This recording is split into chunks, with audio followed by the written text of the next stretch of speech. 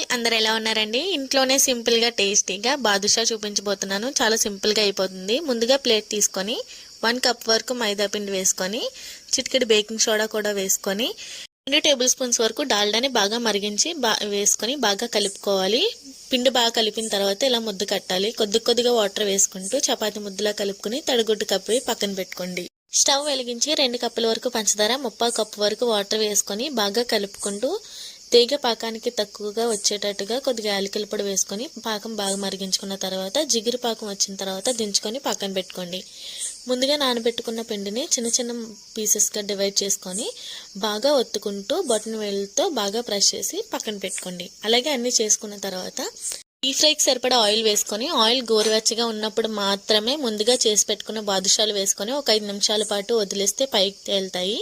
పైకి తేలిన తర్వాత మీడియం ఫ్లేమ్లో పెట్టుకొని బాగా గోల్డెన్ బ్రౌన్ కలర్ వచ్చే వరకు బాగా ఫ్రై చేసుకొని ముందుగా రెడీ చేసి పెట్టుకున్న పాకంలో వేసుకొని ఒక 5 మినిట్స్ పాటు బాగా కలుపుకుంటే ఎంతో సింపుల్ అండ్ టేస్టీగా బాదుషా రెడీ. చాలా బాగుంటాయి. ఒకసారి ట్రై చేసి ఎలాగుందో కామెంట్ చేయండి. మరిన్ని ఈజీ రెసిపీస్ కోసం మన ఛానల్ని సబ్స్క్రైబ్ చేసుకోండి.